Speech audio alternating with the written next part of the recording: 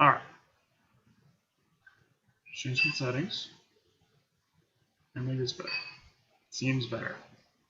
Yeah, definitely. Okay, well, there we go. Sorry about that. We'll delete that video later. But stream seems smoother, which is important. It's not great, but we're doing our best. Okay, today, and we have a couple things. I don't want to spend a ton of time, right? We're trying to make the videos shorter. So just to be more effective with our time. We're going to start chapter 12, which we would normally be in about now. We would have kept about the same pace. The main thing, though, that I want you to get from this chapter is it's all about probability, calculating odds. It's really useful, game theory, that kind of thing, understanding life, betting, that kind of thing. And talk about some card games.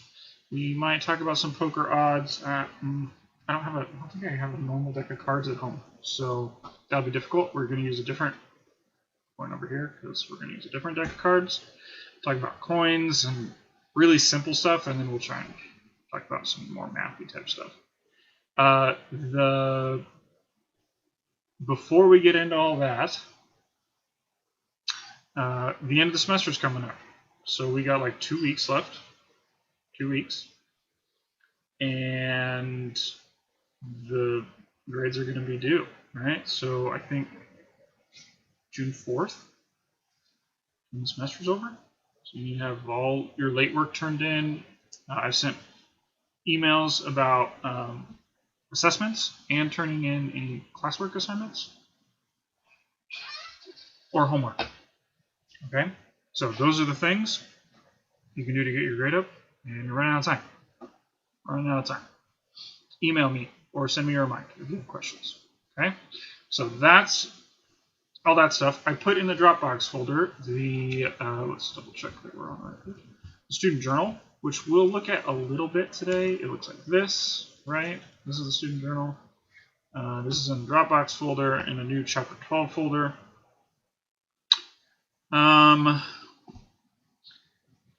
We might not use most of this. We'll talk about some of this vocab, I think. Okay. Some of this vocab we'll go through.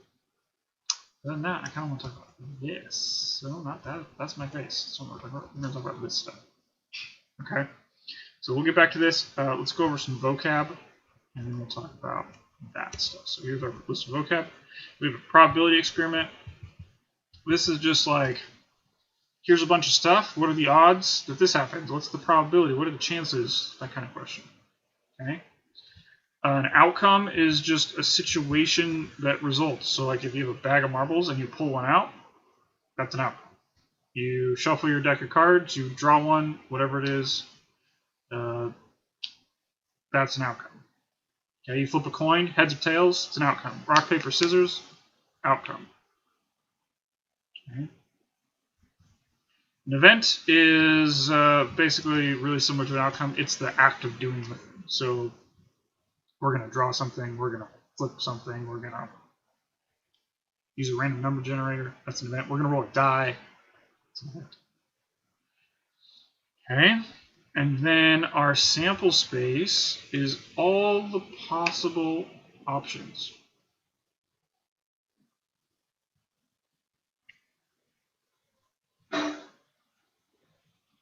Actually, I'm sorry. An event in this case, because I was looking down, was the probability of an event. An event is one of the situations that we could imagine arises from doing something. It's an outcome, but it hasn't happened yet. We're supposing what's the probability that when I shuffle this deck, I draw a club. What's the probability of the event of heads when I flip a coin? The event is not happened yet, but we know it could happen. Okay? And so the sample space is all the possible options. When I flip a coin, there's only two. It's heads or tails. Now, we've all maybe seen the idea of the coin landing on its side and it like stays like that, and I've seen that in movies, but it doesn't really happen really in real life. I mean, it happens sometimes. When we're talking about probability, that's not one of the possibilities. It's not an event. There's only two things on a coin. It's not a three-sided die, which exists. It's a two-sided die. It's a coin. Two sides. Okay. So the probability of the event is the chance that it'll happen. We usually write it as a decimal percentage or a fraction. So like a 1 in 4 chance or 25%. Those are the same, but this is the way we write those. Okay. Theoretical probability, we're going to do a lot of this. This is like we are not going to manually do it. We're going to calculate it using math. And then I'm not really worried about the rest of these. Okay. So sample space. Let's talk about some situations. I want to go to this screen to do it. All right, so I don't have a deck of cards. We're going to list some things. We're going to start with the coins, and then we'll talk about these. All right, so we got some coins. My marker out. That work isn't important right now. We got some coins, right? These are quarters, and so they have a heads and a tails. And if I flip one of them, I was to flip it in the air. I should do this because I'm going to lose it. Flip it in the air, right? And then flip it. That was a tails. Yep, that's a tails. We got one. If we did this over and over and over, it would probably skew because real life is not mathematical probability, right? If I flip this again, oh, I lost it. It's on the floor. It's a heads this time. It's 1-1. But each event is independent.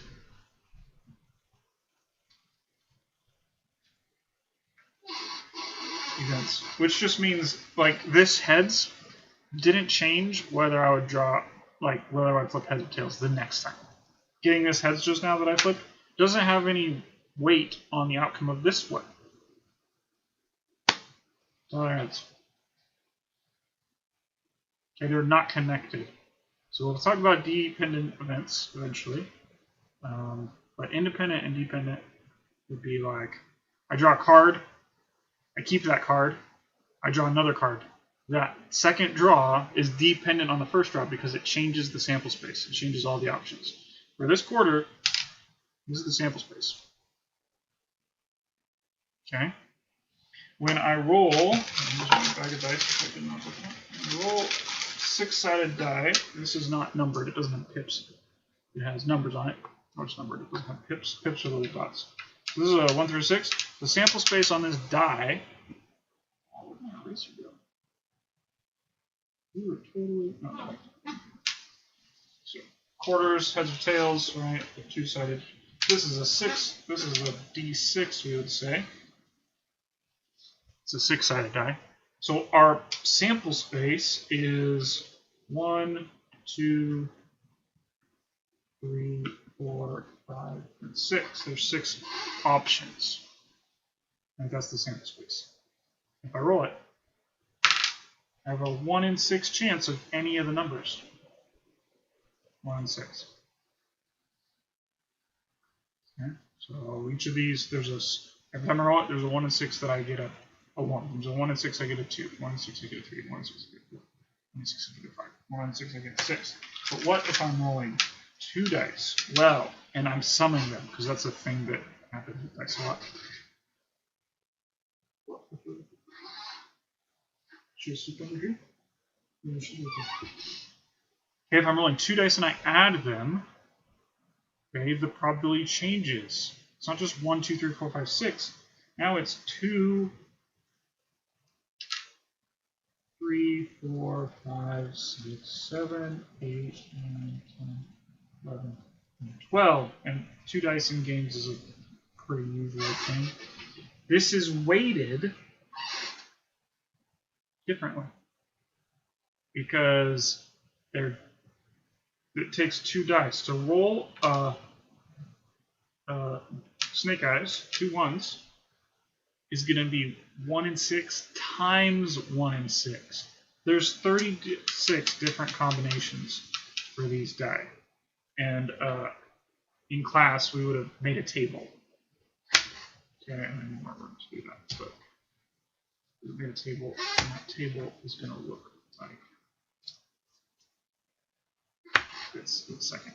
But this would be Well, I need a 1 and a 1. So it's a 1 and a 6 and a 1 and a 6. 1 over 6 times 1 over 6. It's a 1 in 36 chance. Not more, but 1 in 36. So let's make that table, and then we'll talk about the deck of cards really quick. All right, so 2d6. 2 meaning I have 2 dice. D for die. 6 for the number of sides. 2d6. Table. We've got 1s. We've got 2s. We've got 3, 4, 5, and 6. 3, 4, 5, and 6. And I'm only going to fill out half of this because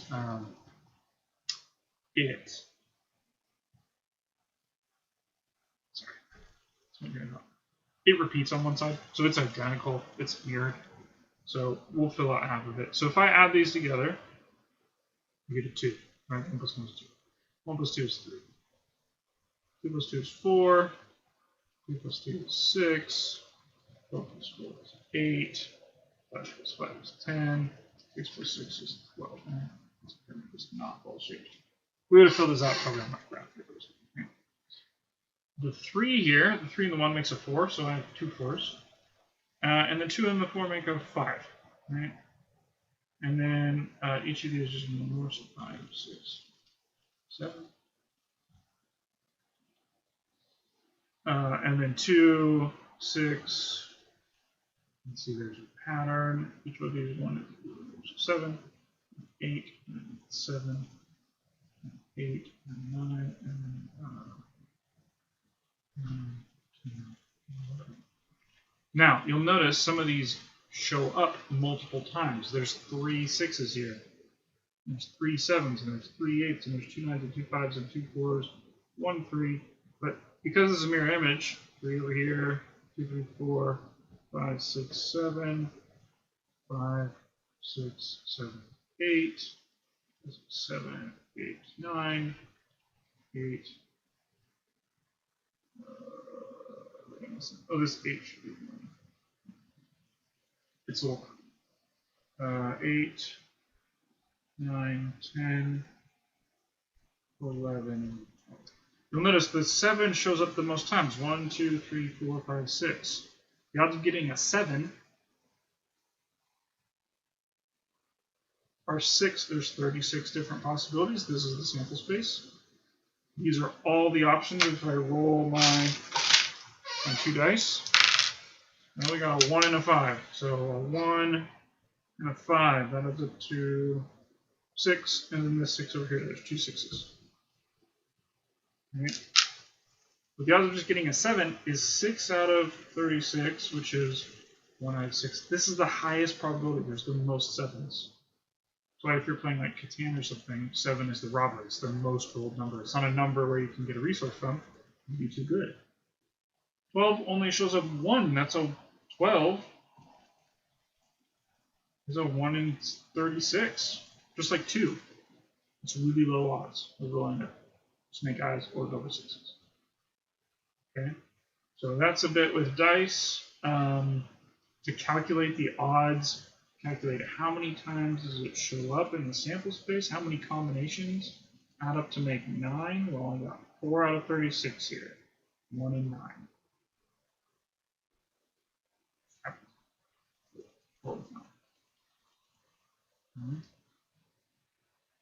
But none of them are going to be better than 1 in 6, because there's 6 7s. There's the most 7s. Okay, so that's pair of dice, which would have been important. The other thing is a deck of cards. Now, a normal deck of cards, there's 4 suits, and there's 13 cards of each suit. I have a special deck of cards, which has 14, which is a bit weird. So this is a game called Rook.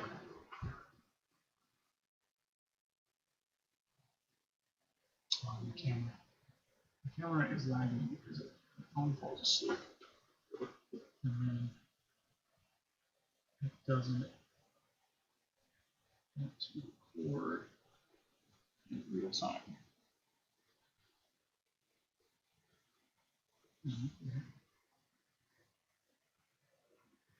Whatever. So Rook is a 4-color game. So there's 4 colors. And it is a 14-colored suit. So it goes from 1, there's the 1, to 14 is the highest number. 1 to 14. It's being super weird. Why are you falling asleep on me?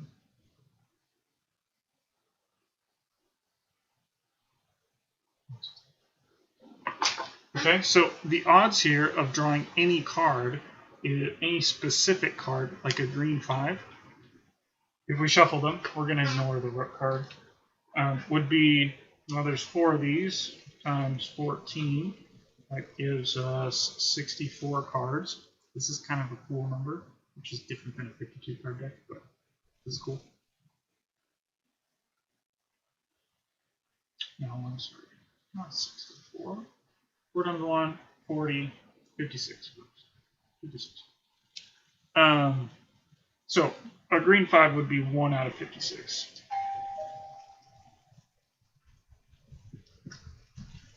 But what if I just wanted a green card? Well, that would be, there's 14 of these, 14 out of 46. 14 out of 56, which is just 1 out of 4. It's a quarter chance. Right? That seems obvious. Now, what if I shuffled them up? I'm not going to do that. What if I shuffled them up and I wanted the first card to be green and the second card to be green? Don't care what the numbers are. Well, the first card to be green was 1 and 4. And, we multiply. Now we have less cards in the deck. We're not reshuffling, we're just drawing and drawing.